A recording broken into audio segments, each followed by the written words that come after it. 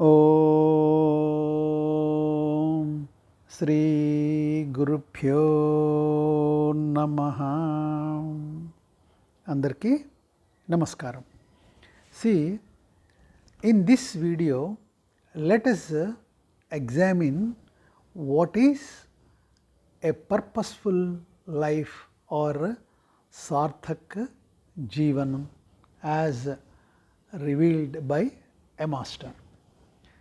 See, answering to one of the questions raised in this manner,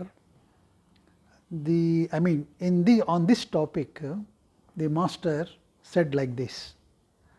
The question is that sometimes a moment comes in one's life, sometimes it comes every day, sometimes it comes every hour, sometimes it comes once in a week, and sometimes once in a month, and sometimes once in a year. A moment comes when a person says that it has become too much.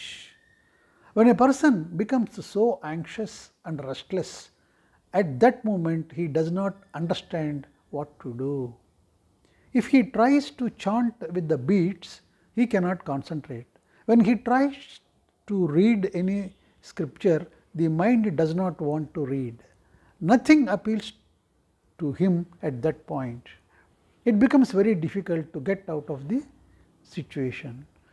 So, their question is that everybody faces a situation in life when they feel brain sick, and whatever we do at that time feels irritating and we feel saturated. So, how to get out of such a situation in life? See, the master continued. In childhood, whatever someone has to become, he learns by the age of 3 years. It is said usually that your mind is shaped during the first 3 years of life and remains the same during life. Then the next major change occurs in your teen years between 13 and 19 years, and then the next comes between 21 and 25 years. Here the nature formed persists lifelong. If anger becomes your coping mechanism, that is, whenever you feel saturated and you feel relieved after being angry, then that will persist lifelong as a coping mechanism for you.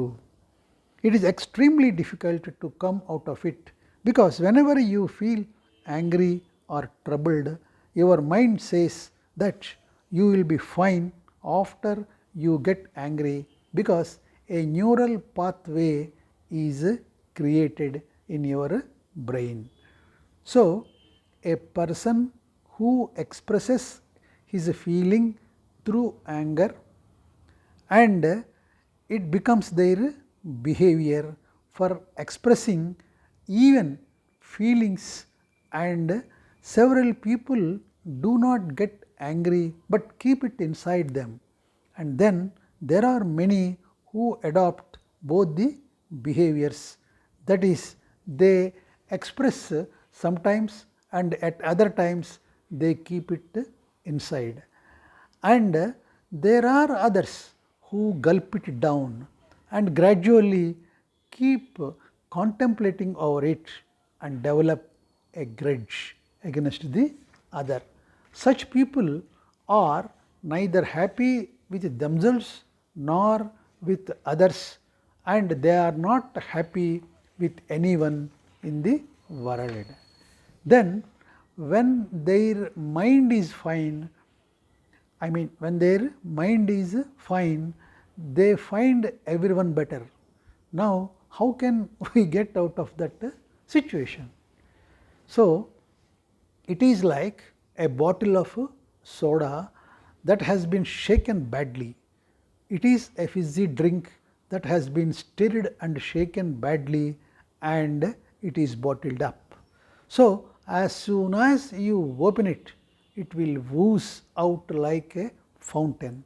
So, it depends from person to person, my dear, said the master.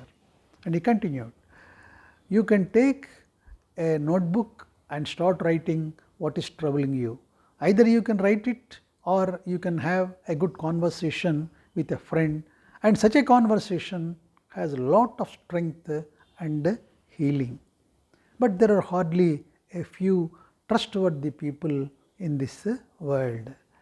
Then the third is, you can do something that you do when you are happy, so that when you are sad, those things can help you, when you work hard and make an earning of rupees 10,000 per month, it comes to rupees 1,20,000 rupees per year, and then 12 lakhs for 10 years, and rupees 15 lakhs is in your savings. So, you can spend the same in adversities like a disaster or a disease, etc., or you can use it for purchase of a home, etc. So, when there is an adversity and you have accumulated wealth, you can get through the adversity, my dear. If you do not have it, you will borrow from a friend or a bank with a request to help. So, one may give you, or 10 people may collectively help you, or you may not get as much as you need. In a similar way, when mental adversity encounters you, how quickly you can come out of it depends on the spiritual wealth that you have, my dear. If you do not have that collection of spiritual wealth, then you will go to someone else, and every human being without collecting spiritual wealth is running after someone or other to give them love, happiness, attention, etc. So, because they run after everyone, because they do not have their own, and so they are asking from another one, and no one person can fulfill your need entirely. Please remember, my dear, one person cannot probably fulfill your need of rupees 15 lakhs, and you might have to approach 4 to 5 people, and the one who gives you will ask you to return it, saying that they had helped you in your need. So, these transactions become the basis for the worldly relations. Sometimes someone needs it, at other times another one, etc. So, these transactions continue. But if you own your own spiritual wealth, then you won't need anyone else. Now, the question is how we can accumulate that spiritual wealth. The basis, as already told, said the master, include service to others. So, a remembrance of the name of the God, meditation, so devotion, and a lot of good actions to benefit others. So, a life of laziness is a burden on earth. A lazy person always seems very happy to others, but that person is very sad inside. Another deep thing for you, my dear. Everybody has a certain potential, and when one tries to perform below his potential, he lives like a weak person, and that person will always be sad. Remember, if the nature has given you potential, then it will make you work, and if you are reluctant, then you will be sad. So, in life Are you working to your potential? So, a person leading a meaningful life will encounter less of such moments in life, my dear. A person who has accumulated spiritual wealth would be able to deal with them easily. There is no one who never experiences such a time, and everyone goes through it because these are seasons in life, my dear. Being happy all the time is impossible and also not natural. Happiness does not depend on something you have or you lack. Happiness of the mind is a behavior of the self, either of social behavior or spiritual behavior. Happiness of the mind is about determination. You determine to be happy. Then the mind will start finding ways. If you are not determined, the mind will remain sad. Do not think about what actions brought you this sadness. Rather, when you get happiness in life, consider them as a bonus.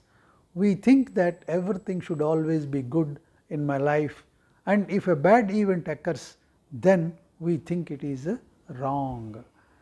The opposite of this is a better truth, my dear. See, that you should assume that you have to face critical situations every day, and if you get something good, it is a bonus. If we get something good, it is great, or else we are ready to fight and move along in life, or not to be defeated in this battleground called life. We will be involved in our actions till the time we have the last drop of blood in our body. Then these things will subside automatically, my dear.